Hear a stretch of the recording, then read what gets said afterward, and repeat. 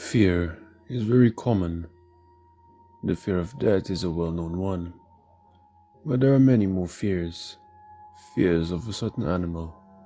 For example, many people fear sharks, tigers, and other so-called dangerous animals. Others are scared of spiders. I'm not afraid of any of those. I never was. I mean, there are no sharks or tigers where I live, and what could a small spider do to me? However, there is one animal that scares me. No, it terrifies me and haunts me in my dreams. What is this animal? I'll tell you. I'm afraid of dogs. That's not special, you say. Let me tell you why I became afraid of them. Then you'll see. It is special. I had a little brother. He was 3 years younger than me. We hated each other. Have you ever hated someone so much that you wanted to stab them? Well, that's how much I hated him. He was annoying. He was always making noises. One day, just after my 9th birthday, I snapped. My friends had told me about some haunted house that they claimed could be used to scare him. My little brother, Max, was afraid of the dark. We decided that we would take him there, scare him, and then leave him there. It was mean of us, but we were only kids, and I really had enough of him. The house was not too far from my house, but still a good 20-minute walk. Max began to whine after 5 minutes, which annoyed me so much I almost hit him.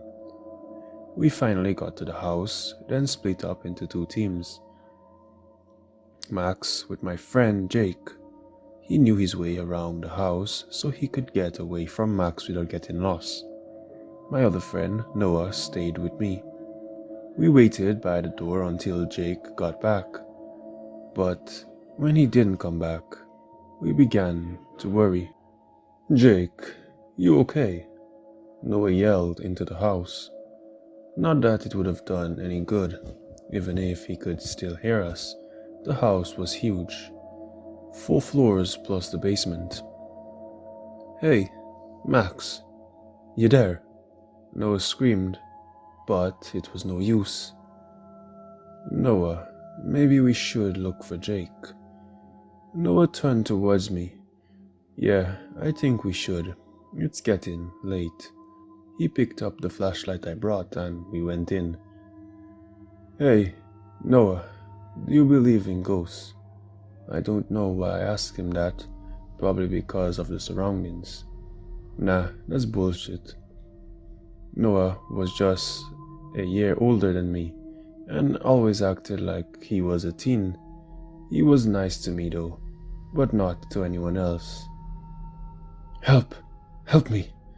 Jake came running down the stairs. "What's gotten into you? You're acting like you saw a ghost." Noah laughed. I hit him for laughing when Jake was so scared. Don't pay any attention to him. "So what's the matter?" He coughed a bit before pointing upstairs. "There's a dog. It attacked us and..." He started crying. "It's okay, Jake. We're here." I knew Jake was scared of big dogs, so he was just spooked by it. "Do you want us to check upstairs?" Jake looked up and nodded. Jake was my age, but he was really small. He probably grew taller than me later, but now I was slightly taller.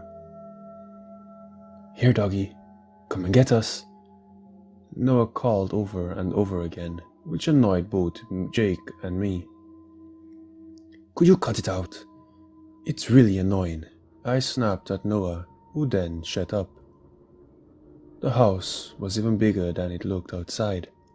The stairs creaked a lot, and I thought it could break any moment. Upstairs wasn't any better. There were holes in the floor and walls. It also smelled like rotten wood, mold, and damp. I got why people thought it was haunted. It was the definition of eerie. From one of the rooms, we heard a growl. It was low, ghastly growl. The 3 of us stopped in our tracks.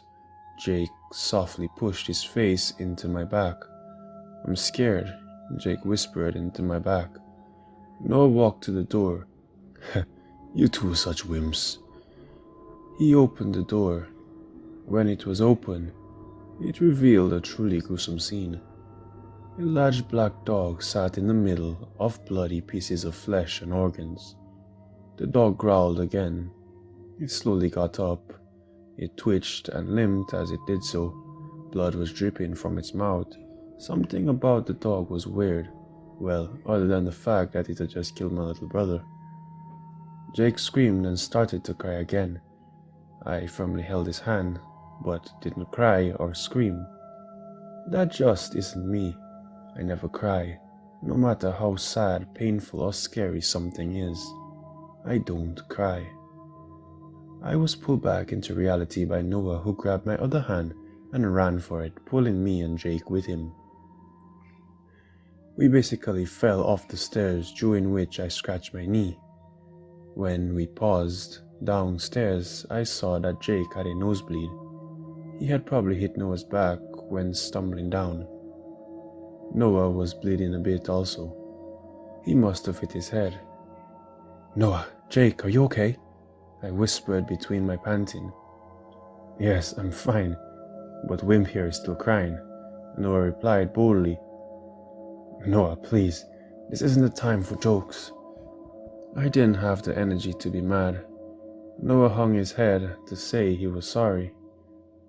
A soft growl came from behind us. Under the stairs stood the dog. Its eyes were glowing in hellish red. Its tail was slim and was wagging irregularly. It approached us in the same limping manner.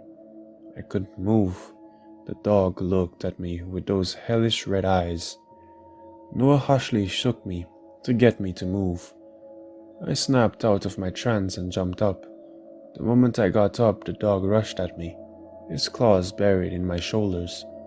I tried to free myself, but the dog was so much stronger than me, and probably weighed twice as much. The dog opened its mouth, revealing a snake-like tongue covered in a grey fluid. It slowly licked my cheek. Its tongue made the same irregular movement as the tail. The greyish fluid smelled like rotten flesh. The smell was so intense, I felt I was about to puke. Suddenly, the dog let out a loud screech and stumbled back. Noah then grabbed my arm and pulled me outside. When I looked back, I saw the dog had a sharp piece of wood in its side.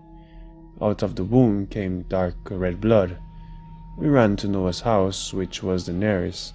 After every 10 steps, I would look back just to make sure it wasn't following us. The next morning, my parents would pick me up from Noah's house. I didn't know what to do. I couldn't tell them why we were there in the first place. We called the police and told them that a dog had attacked a little boy. They said they would tell us about their findings in the morning. The worst thing was to wait for my parents to tell them what happened. Yet the more I think about it, the less it mattered, because I really didn't care. No, I was happy that I finally got rid of that pest. So why did it hurt so much when my mom asked, Sarah, sweetie, where's your little brother?